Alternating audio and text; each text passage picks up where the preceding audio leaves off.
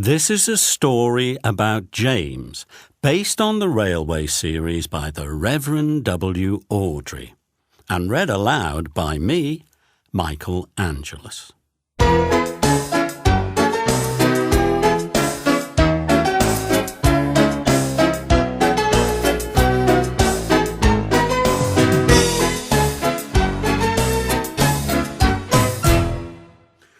This is a story about James the Red Engine.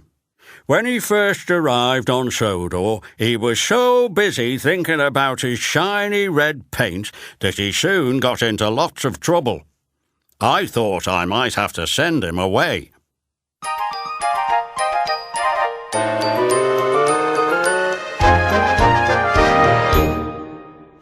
James was a new engine, with a shining coat of red paint.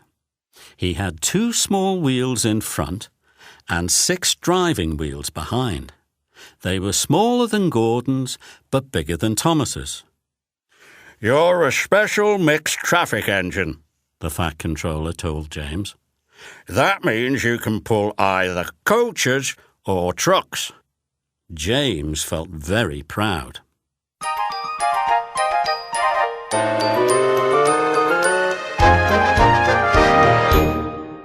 The Fat Controller told James that today he was to help Edward pull coaches. "You need to be careful with coaches," said Edward. "They don't like getting bumped. If you bump them, they'll get cross." But James was thinking about his shiny red coat and wasn't really listening. James and Edward took the coaches to the platform. A group of boys came over to admire James. "I really am a splendid engine," thought James, and he let out a great whoosh of steam.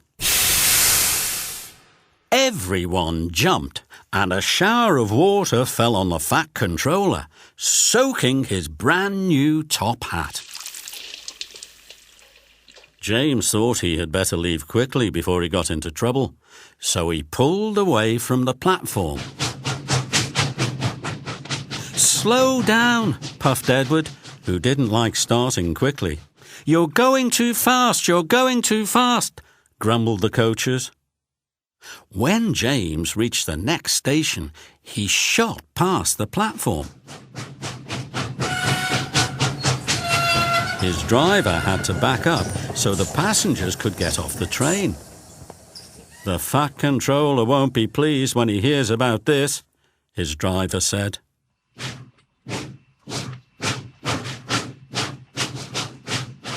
James and Edward set off again and started to climb a hill. "It's ever so steep, it's ever so steep," puffed James.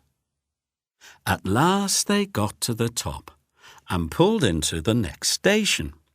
James was panting so much that he got hiccups and frightened an old lady who dropped all her parcels. "Oh dear, the Fat Controller will be even crosser now," thought James.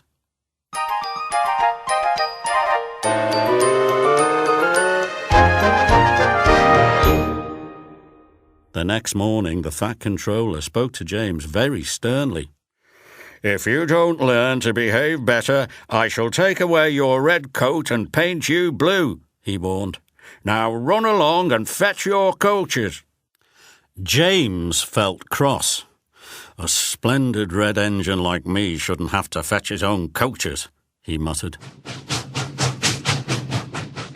"I'll show them how to pull coaches," he said to himself, and he set off at top speed.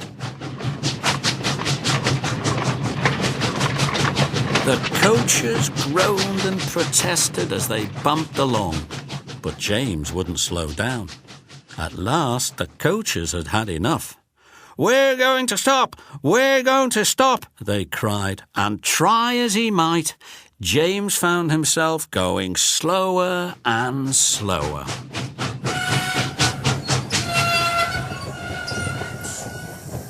The driver halted the train and got out. "There's a leak in the pipe," he said. You were bumping the coaches hard enough to make a leak in anything."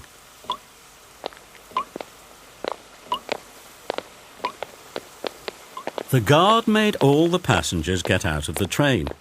"You, sir, please give me your bootlace," he said to one of them. "No, I shan't," said the passenger. "Well then, we shall just have to stop where we are," said the guard. So the man agreed to give his bootlace to the guard. The guard used the lace to tie a pad of newspapers round the hole to stop the leak. Now, James was able to pull the train again, but he knew he was going to be in real trouble with the Fat Controller this time.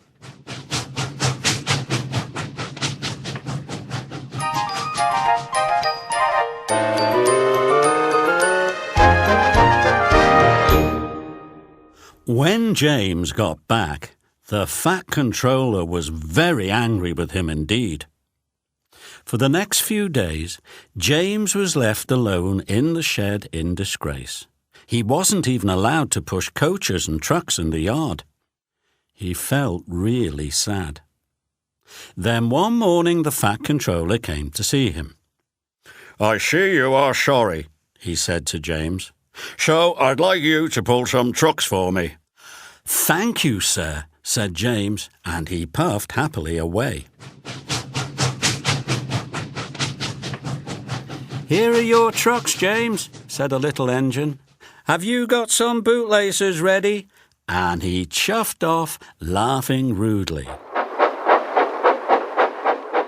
"Oh, oh, oh," said the trucks as James backed down on them.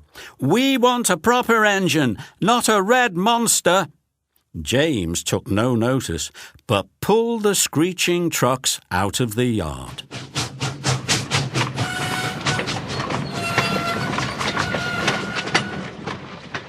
James started to heave the trucks up the hill, puffing and panting. But halfway up, the last 10 trucks broke away and rolled back down again. James's driver shut off steam. "We'll have to go back and get them," he said to James. James backed carefully down the hill to collect the trucks. Then, with a peep peep, he was off again. I can do it, he puffed. Then, I've done it, he panted as he climbed over the top.